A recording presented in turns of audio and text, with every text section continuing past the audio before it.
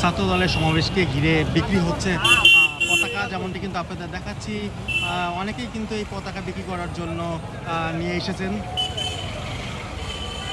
আগামী নির্বাচনে আমরা আশাবাদী যে আমাদেরকে জনগণ সুষ্ঠু নির্বাচনের মাধ্যমে ক্ষমতায় আনবে ইনশাআল্লাহ। কারণ এত বিগত 17 বছর কিন্তু আমাদের দেশে সুষ্ঠু কোনো নির্বাচন হয়নি, ফেক ভোটের মাধ্যমে নির্বাচন হয়েছে। যেমন হচ্ছে 2018 সালের কথাই যদি দেখা যায়, ব্যালট পেপারে শুধুমাত্র নৌকার সিল থাকতো, আর কোনো প্রতীক থাকতো না।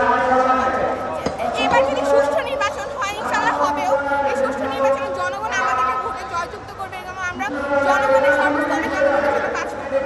এই প্রেক্ষাপটে আমরা বলতে পারি যে লক্ষাধিকের উপরে ছাত্র সমাবেশ জমায়েত হবে বলে আমি আশাবাদী বা বিশ্বাস করি। আর জুলাই আগস্টের আপনার তাৎপর্য তো আমরা যেহেতু দীর্ঘদিন আমরা স্বৈরাচারের সম্মুখে ছিলাম, স্বৈরাচার পতিত হয়েছে সারা বাংলাদেশের মধ্যে এই আবেগটা রয়ে গেছে এবং ছাত্র সমাজের মধ্যে সেই আবেগটা রয়ে গেছে এবং সারা বাংলাদেশ থেকে আমাদের ছাত্রদলের নেতাকর্মীরা বা উৎসুক ছাত্রছাত্রীরা বা যারা জুলাই আগস্টকে ধারণ করে এবং আজকে যে বর্ষপূর্তি উপলক্ষে আমরা আশাবাদী যে 1.5 লক্ষাধিক ছাত্র সমাবেশ একসাথে জড়ো হবে বলে আমি বিশ্বাস করি। আজকের এই সমাবেশ থেকে সাধারণ জনগণ এবং ছাত্র দলের উদ্দেশ্যে আপনাদের বার্তাটা কী থাকবে? ছাত্রদের উদ্দেশ্যে বার্তা বলতে আমরা ছাত্ররা সাধারণত সচেতন। আমাদের বার্তাটা বলতে আমরা যথেষ্ট দেশপ্রেম এবং দেশ সম্পর্কে আমরা ওকেবাল আছি।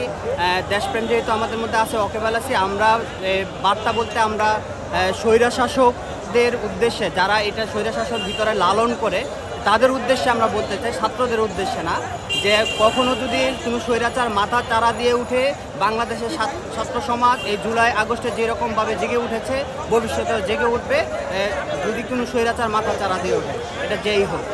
ধন্যবাদ।